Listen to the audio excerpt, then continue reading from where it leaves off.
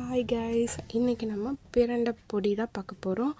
இதுக்காக நம்ம கார்டனுக்கு போய் ஃப்ரெஷ்ஷாக பிரண்டை எடுத்துகிட்டு வந்திருக்கோம்.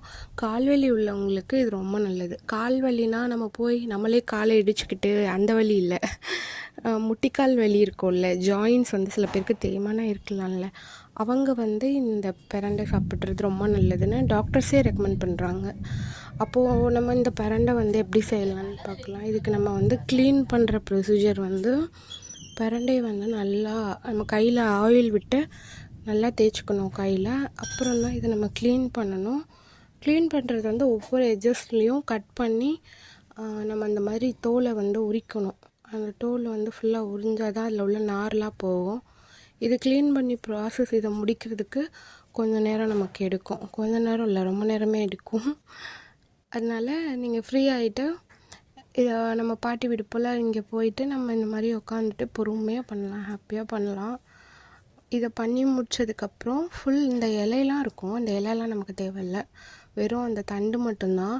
இந்த தண்டை நம்ம இப்போ க்ளீன் பண்ணதுக்கப்புறமா வாஷ் பண்ணி எடுத்துக்கணும். இதை கழுவிட்டு வீட்டுக்குள்ளேயே நிழலில் காய வச்சதுக்கப்புறம் இதை எண்ணெயில் வறுக்க போகிறோம். எல்லாத்துக்கும் நம்ம நல்லெண்ணெய் தான் யூஸ் பண்ண போகிறோம்.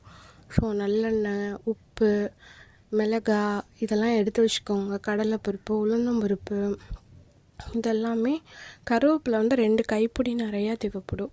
அதெல்லாமே நம்ம தனித்தனியாக எடுத்து வச்சுக்கணும். நீங்கள் அடுப்பு பற்ற வச்சுக்கோங்க. பற்ற வச்சுட்டு அதில் நல்லா அடுப்பு வானலி நல்லா காய்ஞ்சதுக்கப்புறமா நம்ம அதில் நல்லெண்ணெய் ஊற்றலாம்.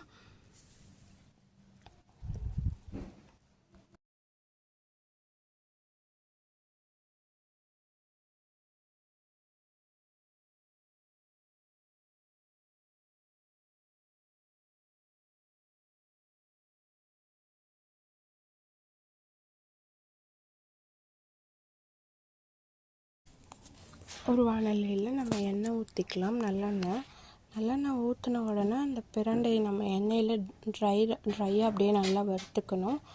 இது வறுத்து இது நம்ம எடுத்து வச்சுட்டு அதுக்கப்புறம் கொஞ்சோன்னு வெந்தயம், அப்புறம் மிளகாய், அப்புறம் கருவேப்பிலை 3மே போட்டு ரோஸ்ட் பண்ணிக்கணும்.